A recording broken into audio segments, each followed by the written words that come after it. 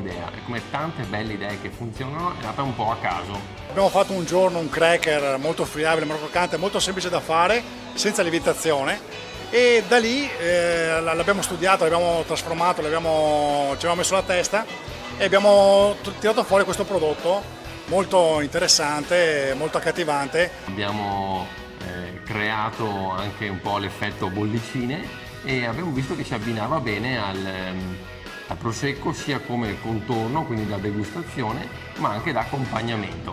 E quindi abbiamo unito la scuola, quindi la manipolazione e la professionalità, al territorio, quindi al prosecco.